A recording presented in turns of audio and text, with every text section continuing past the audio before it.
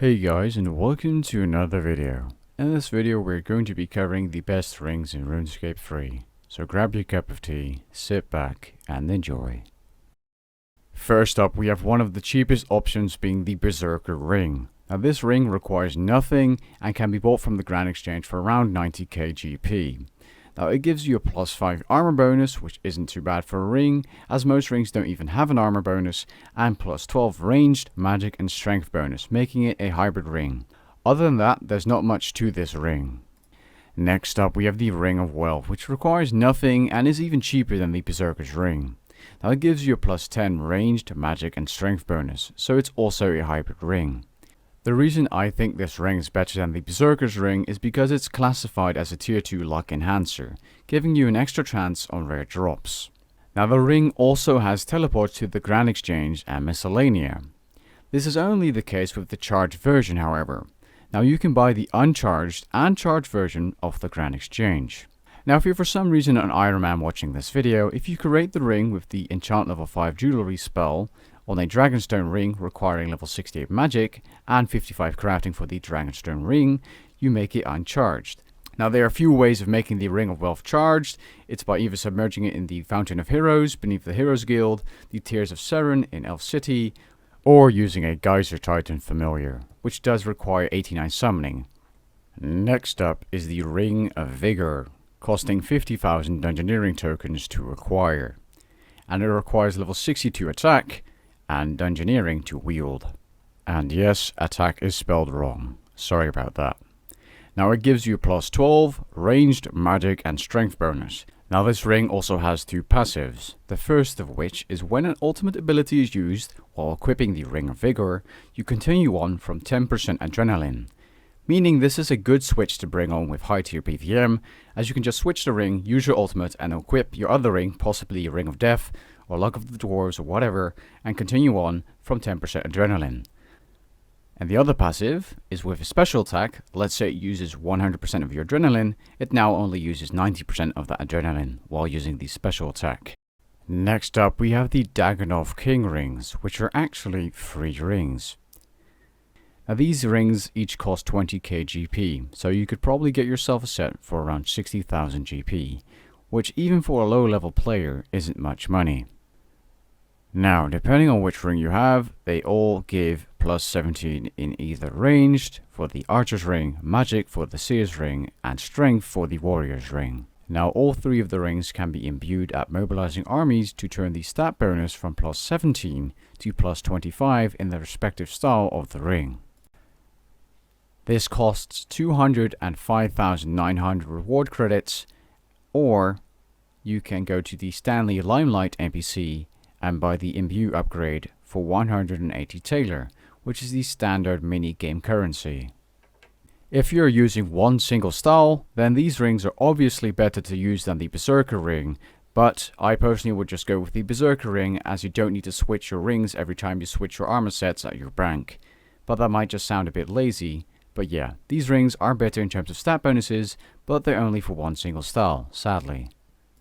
Next up is the Ring of Fortune, which is the next upgrade in the Luck Rings category. This ring has no requirements to equip and only costs around 2 million GP.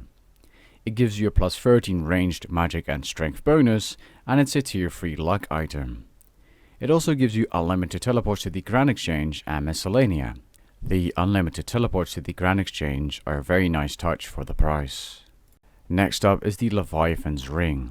Now there's a normal version which you can buy off the Grand Exchange, and a superior version you have to make imports. Now the normal Leviathan ring requires 80 pearls and 90 crafting to create.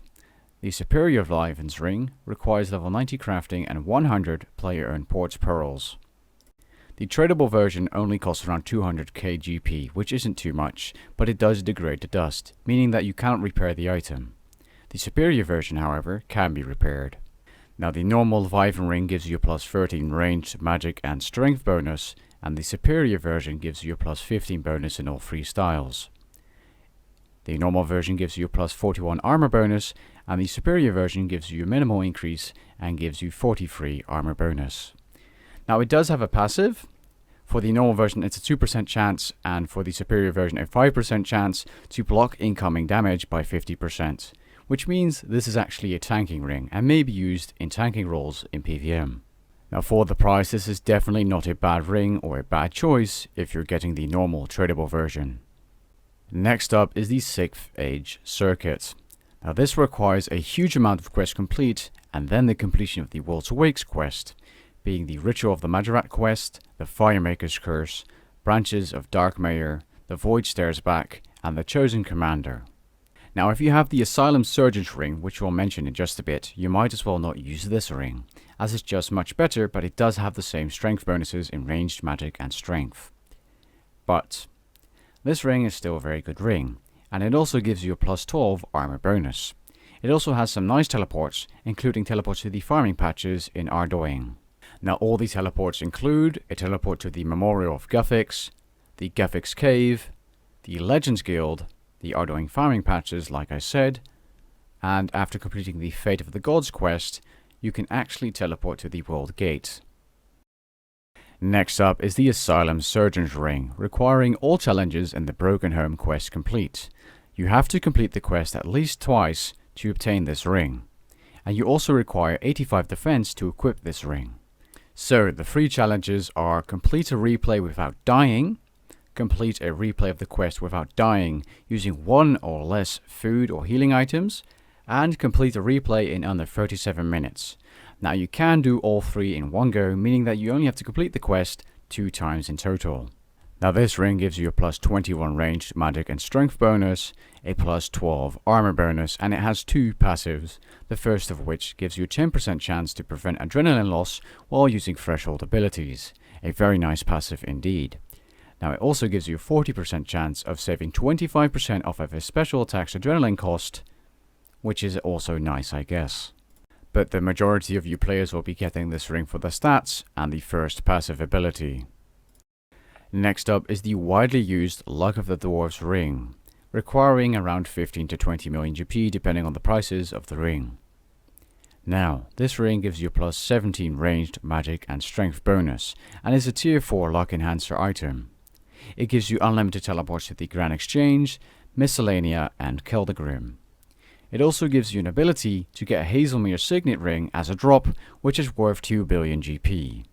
Now for some players it is worth using this ring over any other ring just for the luck bonus, but when killing bosses what you can actually do is just switch to this ring right before the boss is dead or killed, so that you still get that luck bonus without using the ring all the time, and instead you can use a different ring like the Ring of Death or the Asylum Surgeon's ring. Next up is the ring that you can receive as a drop using the Luck of the Dwarves ring, but it costs a huge amount of money. Like I said before, it's pretty much max cash, being 2.1 plus bill. Now this ring gives you a plus 21 ranged, magic and strength bonus. This ring is also a tier 4 luck enhancer. It gives you unlimited teleports to the Grand Exchange, Miscellanea, Keldagrim and the Tree Gnome Stronghold. Now the reason players would use this ring over the Luck of the Dwarves is only for the chance of double drops while bossing or doing Slayer. However, this effect does not work at interface dropping bosses, like the Queen Black Dragon. But at bosses like Kriara, Kalphite King, it does work. And once you do get a drop doubled, it's going to be a lot of extra GP. This is the sole reason players would use this ring over the Luck of the Dwarves, well, rich players, during bossing. Next up, the final ring on this list, the Ring of Death, costing around 23 to 25 million GP. Now this ring gives you a massive plus 25 ranged, magic and strength bonus, making it the best ring in the game in terms of stat bonuses. Apart from that, it also gives you a plus 3 prayer bonus. Now this ring has 2 passives, the first of which, when you kill a target, you have a 50% chance of restoring adrenaline for 1% for every 1500 life points that the target has, up to a total of 5%. This is a useful bonus, or passive. Now the second is why most people use the Ring of Death while using high level gear, as it's actually cheaper to use instead of paying the reclaim costs at death. Okay, if the player dies, all items and the familiar will stay intact, including the food inside the familiar, or any other things like scrolls at the cost of 15% of the ring's charge.